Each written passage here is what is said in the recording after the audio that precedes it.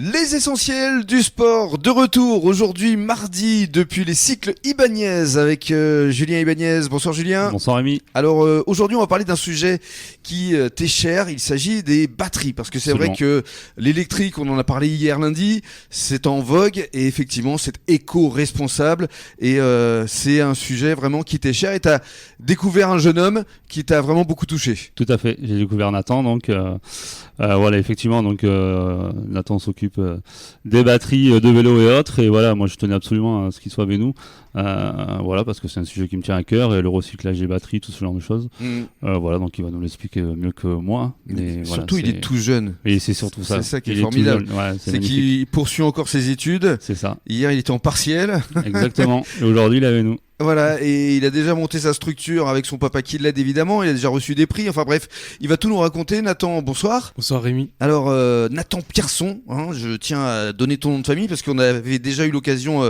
d'interviewer ton papa qui était déjà dans l'éco-responsabilité, c'est peut-être lui qui t'a donné finalement cette vocation, et surtout toi, ce que tu aimes, c'est vraiment l'électrotechnique, je crois. C'est ça, exactement, oui, depuis mon plus jeune âge un peu. C'est une vraie passion, ça t'est venu comment en fait?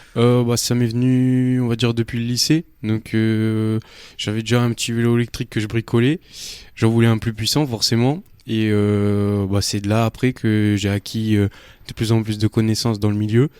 Et ce qui m'a poussé vers les batteries, quoi, la source de ces vélos. Mais alors comment t'as fait pour acquérir de la connaissance? T'es allé sur internet, t'as lu des livres Alors ouais, au début c'est vrai que au lycée on n'apprend pas tout ce qui est électronique, etc. Donc on fait le parcours général. Bien sûr. Moi je me suis renseigné sur internet, effectivement, sur les forums américains, parce qu'en France c'était pas encore dans le développement. Il y en avait quelques-uns, mais c'est vrai qu'on n'en voyait pas trop.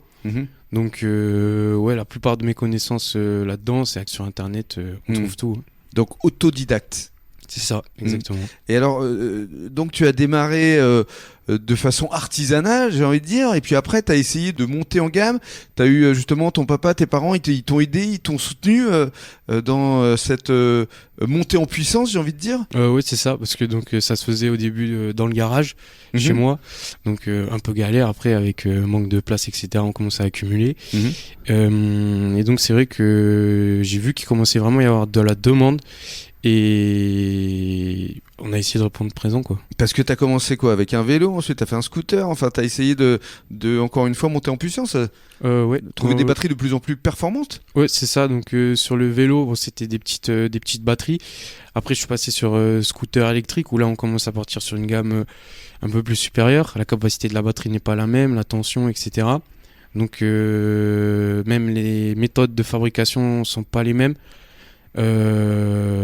C'était autre chose. On est monté effectivement progressivement. Et alors comment vous êtes rencontrés tous les deux avec Julien? Moi je connais Lionel, son papa, voilà, du coup qui est à la base client du magasin.